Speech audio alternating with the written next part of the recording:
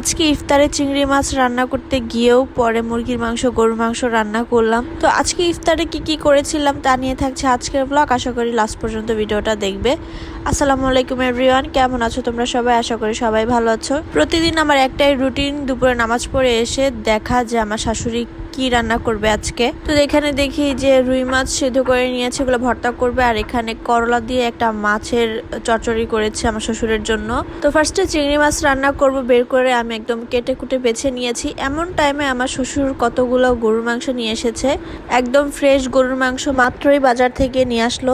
এখন বলতেছে যে গরুর মাংস রান্না করার জন্য অল্প করে, আর আমার শাশুড়ি এখানে আলাদা আলাদা করে পলিথিনে রেখে দিচ্ছে। তবে ফ্রেশ গরুর মাংস আনার পর যে রান্না করা হয় সেটার টেস্টটাই কিন্তু অন্যরকম মজা হয়। এর জন্য আমার শ্বশুর বলতেছিল ফ্রেশটাই একটু রান্না করার জন্য। এখানে দুইটা নল্লিও ছিল, ওইটা বাবার জন্য রান্না করব। আর তোমাদের ভাইয়ার তো গরুর মাংস খাওয়া নিষেধ, এর জন্য বাবা গিয়ে পরে আবার মুরগি নিয়ে এসেছে। এখন এখান থেকে একটা মুরগি রান্না করব, যাতে একবারে সাহারি পর্যন্ত হয়ে যায়, সাহারিতে যাতে আর কোনো কিছু রান্না করা না লাগে।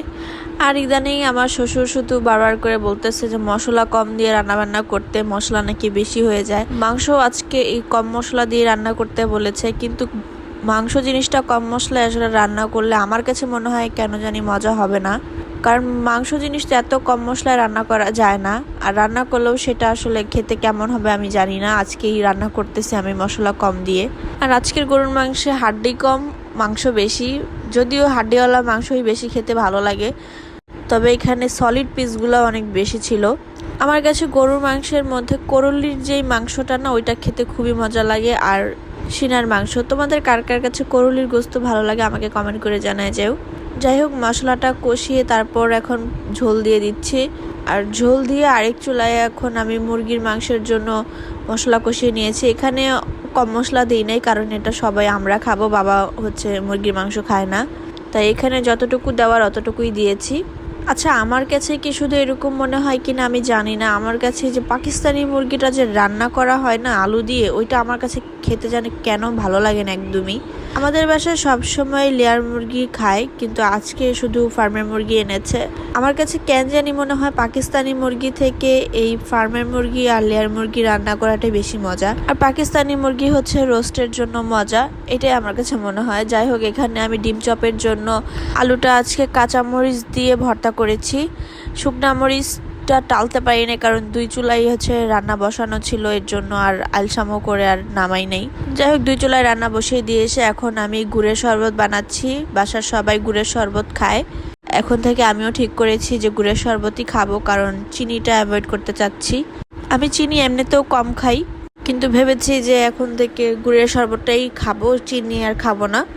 আর একদম অল্প করে এখানে কিছু ইফতার বানিয়ে নিয়েছি। ডিম চপ ছিল আর কুমড়া, মানে মিষ্টি কুমড়ার চপ ছিল, কারণ আমার দেবর আছে বাসায়, ওর জন্য। তারপর তোমাদের ভাইয়াও মিষ্টি কুমড়ার চপ খেতে চেয়েছে।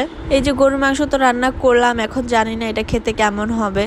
ইফতারের টাইমে আমাদের আসলে আজকে একটু গন্ডগোল লেগে গিয়েছিল, মানে দেরি হয়ে গিয়েছিল অনেক, তাড়াহুড়ায় আর ক্লিপ নেওয়া হয়নি। আমি নামাজ পড়ে এখন ভাত খেতে বসলাম, আর দুইটা বড়া ভেজে নিয়ে এসেছিলাম, আর 2-3 পিস মুরগির মাংস নিয়েছি। মাংস বললে ভুল হবে, এখানে গলা ছিল, 1 পিস মাংস ছিল, আর একটা হাড্ডি আর পা, আর একদমই অল্প একটু গরুর মাংস নিয়েছিলাম, যদিও আমার কাছে ভালো লাগে নাই মাংসটা।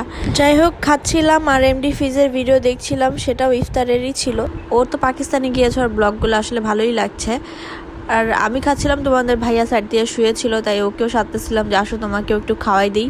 কিন্তু ও খুব ভালো করেই জানে যে আমি ওকে খাওয়াই দিব না, এমনি বলতেছি, এর জন্য ও হাসতেছিল। যাই হোক, এই ছিল আমার আজকের ভিডিওটা কেমন লাগলো অবশ্যই কমেন্ট করে জানায় যাও। দেখা হবে নেক্সট ব্লগে। আল্লাহ হাফেজ।